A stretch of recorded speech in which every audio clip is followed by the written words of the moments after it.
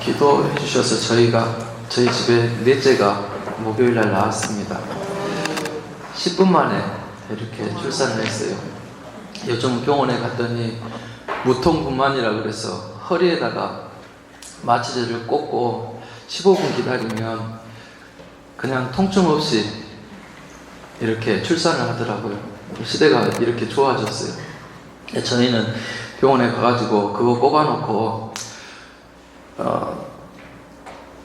약을 빨리 넣어줘야 되는데 안 넣어줘서 그 약도 못 넣은 상태에서 출산을 했어요.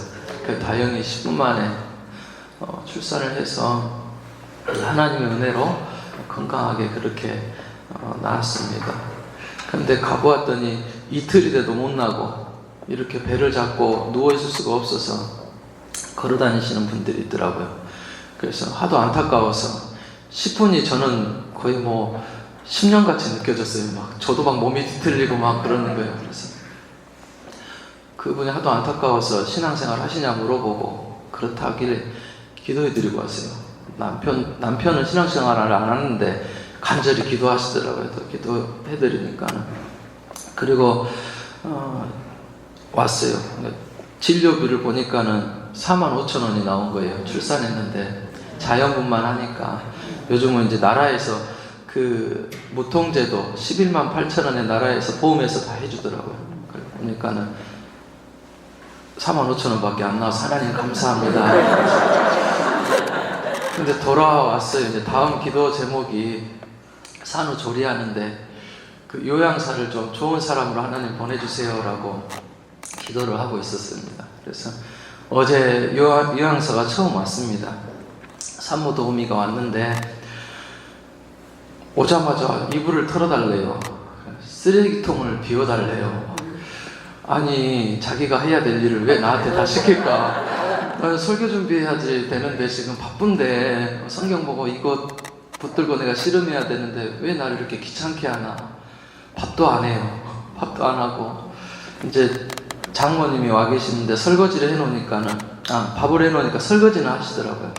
그리고 이제 계속 지켜봤어요. 이 사람이 잘 할 수 있을까? 2주 동안에 사람을 잘 만나야 되는데 기도를 많이 했는데 왜 이럴까 하고 지켜봤어요. 지켜보는데 빨래도 안 해요. 기저귀 빨래도 안 하고 그냥 앉아서 전화하는데 전화 목소리가 얼마나 큰지 기가 쩌렁쩌렁 울리는 거예요. 집중이 안 되는 거예요. 그런데 한 가지 잘하는 게 있어요. 막내하고 그렇게 잘 놀아주더라고요. 그래서 이제 밥 먹는데 다 보내놓고 얘기했어요. 집사람하고 장모님하고 이거 이대로 놔두면 안 되겠다. 바꿔야 되지 않느냐. 2주 동안 이런 사람하고 어떻게 산후조리를 하고 할 거냐. 나 없으면 어떻게 할지 모르겠다. 걱정이 돼서 아내한테 바꾸자라고 얘기를 했더니 여보 지금까지 기도해서 여기까지 온 거 아니냐. 어떻든 간에 장모님이 있어서 그 사람이 이렇게 자기 할 일을 못하고 있었을 것이다 지켜보면서 또 첫날 왔으니까 그래 낯설어서 그럴 것이다 하고 하루만 더 지켜보자. 우리가 하나님 앞에 기도했는데 하나님이 좋은 사람 보내주시지 않았겠냐. 또 한 가지 마음에 든 거는 신앙생활 하셔서 밥 먹을 때 기도를 하시더라고요. 그 두 가지 말고는 마음에 하나도 안 들었어요. 그래도 이제 기도해야 되겠다. 그리고 오늘까지 기다려보자 라고 마음 먹고 말씀을 준비하면서 이제 그렇게 기도했어요. 오늘 보니까는 여호와께서 구원을 약속하신 이스라엘에게 그런 메시지가 나옵니다. 10장 1절에 보니까 본비를 하나님 앞에 고하여라 라고 오늘 말씀에 그렇게 말씀해요. 이스라엘의 기후는 우리나라하고 틀려요. 거기는 지중해 기후라 우리는 3, 4월에 파종하여서 씨를 뿌리잖아요.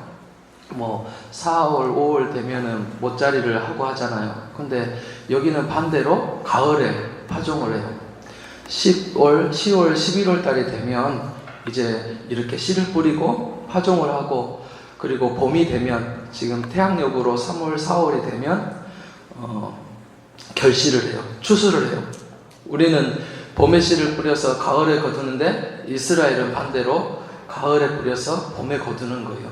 그런데 오늘 그 얘기 봄비를 말씀하시는 거예요. 그건 뭐냐면 늦은 비예요. 이 비는.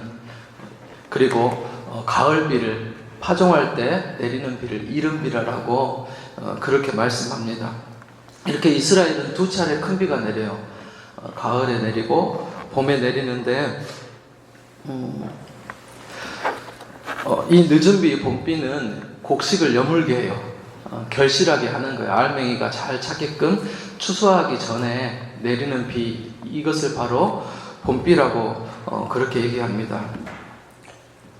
때를 맞춰서 파종할 때도 비가 내려줘야 되고, 또 이렇게 추수하기 전에도 비가 내려줘야지 곡식이 알맹이가 차고 또 이렇게 결실할 수 있는 거예요. 그런데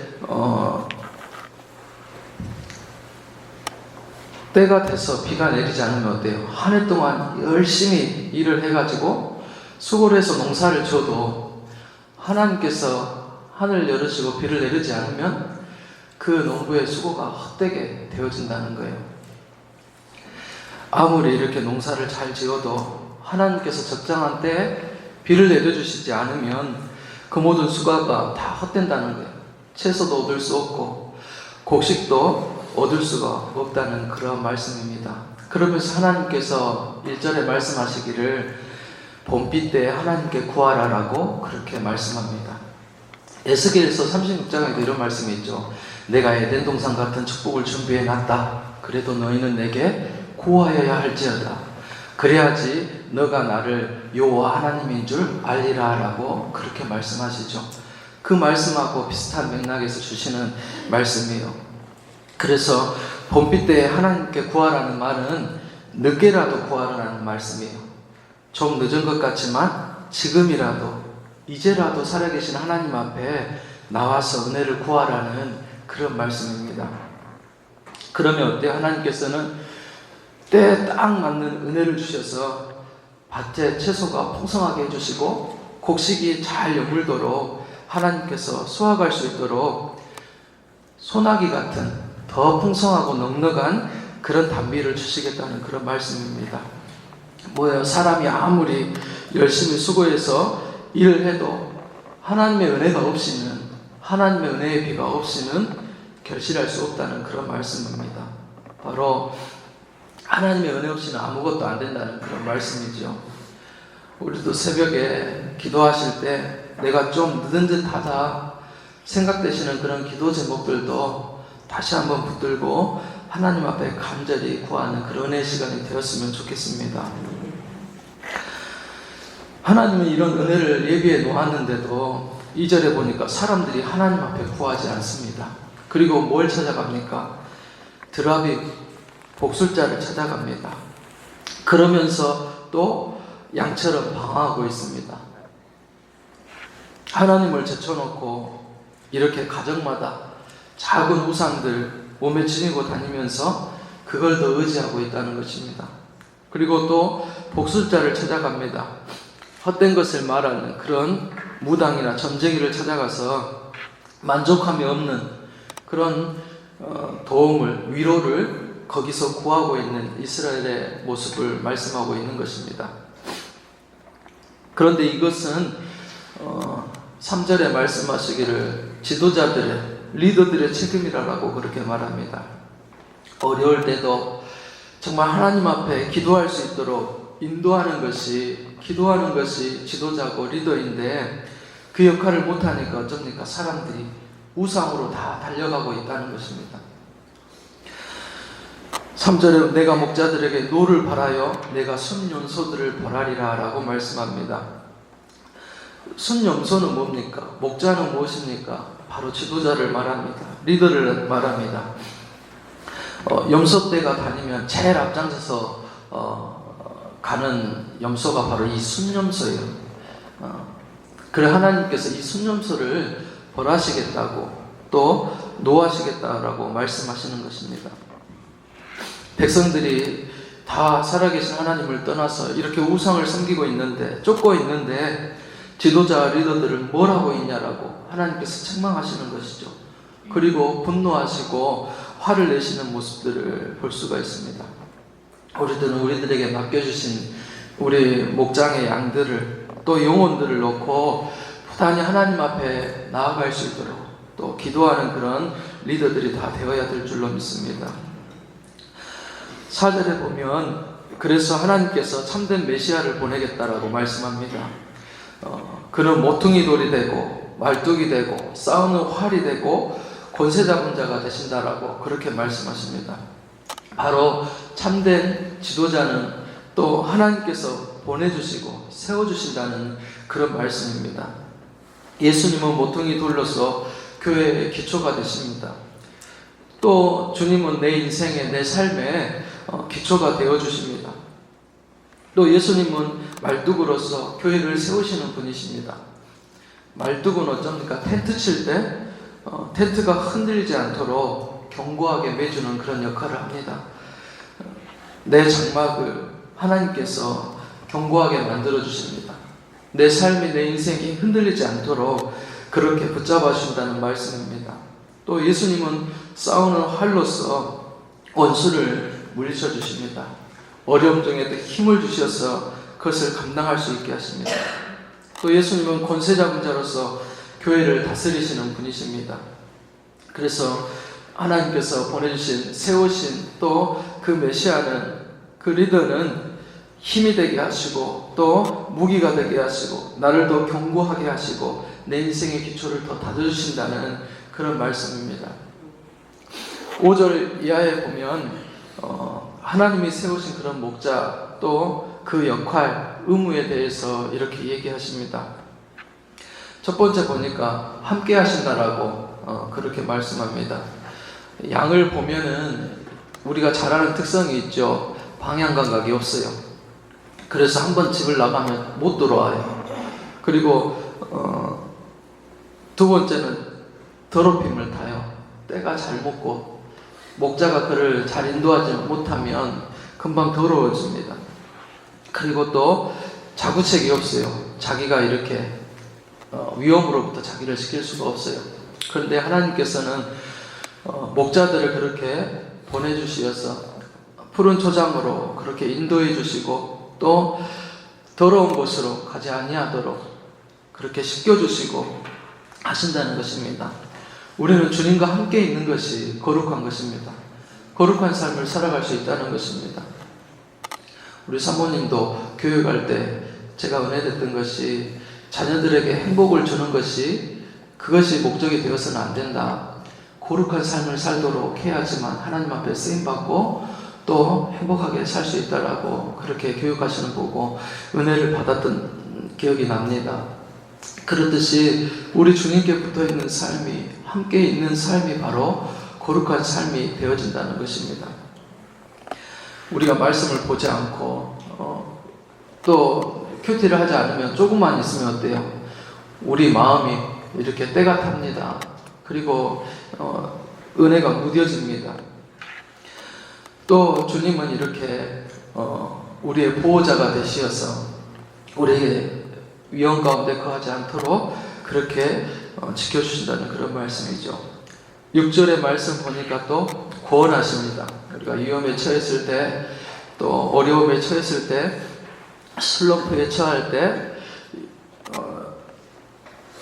구덩이에 던져질 때 그런 위험에서 우리를 건져주신다라고 말씀합니다. 7절 말씀에 보면 에브라임은 용사같이 된다라고 그렇게 말씀합니다.